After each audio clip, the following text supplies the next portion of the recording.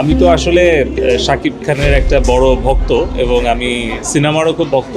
আপনারা জানেন যে আমি সবসময় আমার স্ত্রী এবং পরিবারের সদস্য সহ বন্ধু সহ সবসময় আমি সিনেমা দেখতে খুব পছন্দ করি। সিনেমা দেখা আমার একটা অন্যতম একটা ভালোবাসার শখ আর কি বলতে গেলে। এবং বাংলা সিনেমা আমি নিয়মিতই দেখি। এবং আজকে রাজকুমার দেখে যেটা আমার মনে হলো যে আসলে আমার যে অনুভূতিটা সেটা হচ্ছে যে মা মাটি এবং দেশের প্রতি যে গভীর একটা ভালোবাসার বহিঃপ্রকাশ এই সিনেমার মধ্য দিয়ে তুলে ধরেছেন হিমেল আশরাফ। এবং যে চমৎকার একজন অভিনয় শিল্পী হিসাবে শাকিব খান আমাদের সুপারস্টার। এবং আসলে একটা দেশের সিনেমা ইন্ডাস্ট্রির জন্য একজন সুপারস্টারের খুব প্রয়োজন। তো শাকিব খান আমাদের সেরকমই একজন সুপারস্টার যে কিনা আমাদের বাংলা সিনেমাটাকে একটা ভিন্ন উচ্চতায় নিয়ে গেছে এবং দর্শকদেরকে আবার সিনেমা হলে ফিরিয়ে এনেছে। তার জন্য আমি আজকে রাজকুমার সিনেমার পরিচালক হিমেল আশরাফ, প্রযোজক আরশাদ আদনান ভাই এবং অবশ্যই শাকিব খানের প্রতি ধন্যবাদ কৃতজ্ঞতা জানাই।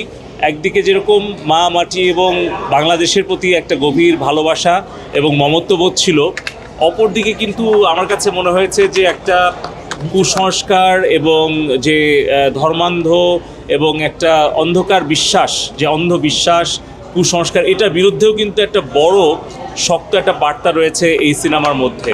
তো আমি খুবই খুবই আসলে খুশি হয়েছি যে একটা ঈদের মধ্যে একটা চমৎকার সিনেমা উপহার দিয়েছে হিমেল আশরাফ, শাকিব খান এবং আরশাদ আদনান। এবং পাশাপাশি আমাদের সিনেমাটা আসলে বিশ্ব দরবারে তুলে ধরার মতো একটা সম্ভাবনা তৈরি হয়েছে। আমি মনে করি যে জাতির পিতা বঙ্গবন্ধু শেখ মুজিবুর রহমান যেটা বলতেন যে আমাদের রাজনৈতিক স্বাধীনতার পরে অর্থনৈতিক মুক্তি আমাদের লক্ষ্য, আর অর্থনৈতিক মুক্তি তখনই টেকসই হয় যখন সাংস্কৃতিক সংগ্রামটা সফল হয়। আমার মনে হয় এখন সেই সময়টা এসছে। আমরা বাংলাদেশে একটি অসাম্প্রদায়িক প্রগতিশীল সোনার বাংলা গড়ে তুলতে চাই, কুসংস্কার মুক্ত দেশ এবং মাতৃকায় উদ্বুদ্ধ, দেশপ্রেম উদ্বুদ্ধ একটা প্রজন্ম গড়ে তুলতে চাই। আমি মনে করি রাজকুমার সিনেমাটা প্রত্যেকেরই পরিবারের সকল সদস্য সহ এসে সিনেমা হলে দেখা উচিত। একদিকে যেরকম মায়ের প্রতি মমত্ববোধ, দেশের প্রতি মমত্ববোধ সৃষ্টি করবে, একই সাথে কিন্তু কুসংস্কার এবং অন্ধবিশ্বাসের প্রতিও একটা প্রতিবাদের ভাষা হিসেবে কাজ করবে।